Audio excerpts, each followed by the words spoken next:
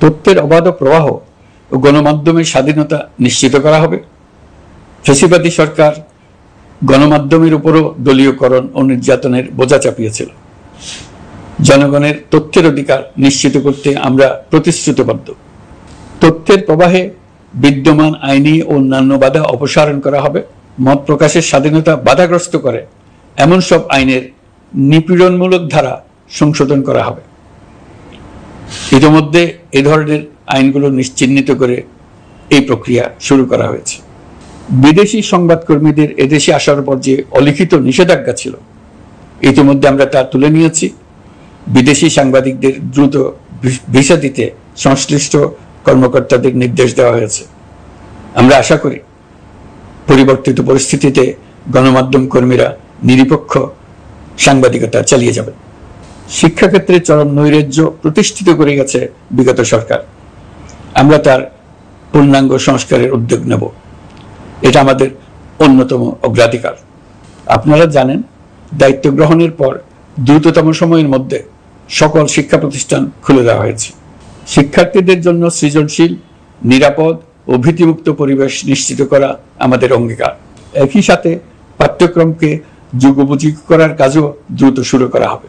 গণতন্ত্রকে সুসংহত করতে স্থানীয় সরকার প্রতিষ্ঠানগুলোকে শক্তিশালী করা হবে এবং ক্ষমতার বিকেন্দ্রীকরণ নিশ্চিত করা হবে। ছাত্র জনতার গণঅভ্যুত্থানকে সফল পরিণতি দিতে প্রশাসন, বিচার বিভাগ, নির্বাচন কমিশন ও নির্বাচনী ব্যবস্থা, আইন শৃঙ্খলা খাত এবং তথ্য প্রবাহে প্রয়োজনীয় সংস্কার সম্পূর্ণ করে অবাধ ও সুষ্ঠু অংশগ্রহণমূলক নির্বাচন আয়োজন করা হবে। এর লক্ষ্য হবে দুর্নীতি, লুটপাট, গণহত্যার বিরুদ্ধে একটি জবাবদিহিতামূলক রাজনৈতিক বন্দোবস্তের সূচনা। বর্তমান সরকার দুর্নীতির বিরুদ্ধে স্পষ্ট অবস্থান গ্রহণ করেছে। আমাদের সকল উপদেষ্টা দ্রুততম সময়ের মধ্যে তাদের সম্পদের বিবরণ প্রকাশ করবেন। পর্যায়ক্রমে এটা সকল সরকারি কর্মকর্তাদের ক্ষেত্রেও নিয়মিত এবং বাধ্যতামূলক করা হবে। রাষ্ট্রীয় পর্যায়ে দুর্নীতির বিরুদ্ধে ব্যবস্থা গ্রহণে সংবিধানের ৭৭ অনুচ্ছেদে প্রতিশ্রুত ন্যায়পাল নিয়োগে অধ্যাদেশ প্রণয়ন করা হবে।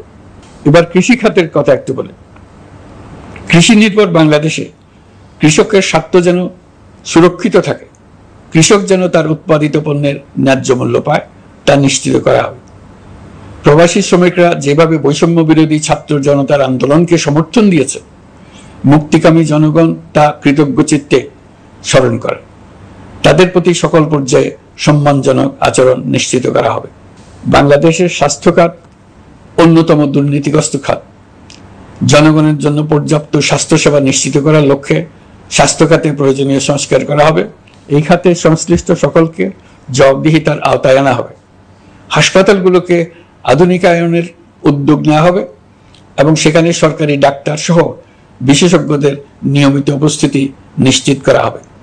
স্বাস্থ্যসেবা যাতে নির্দিষ্ট কিছু অঞ্চলে কেন্দ্রীভূত না থাকে, দেশের সব অঞ্চলের মানুষ সমান স্বাস্থ্যসেবা পায়, সে লক্ষ্যে প্রয়োজনীয় উদ্যোগ নিতে আমরা বদ্ধপরিকর।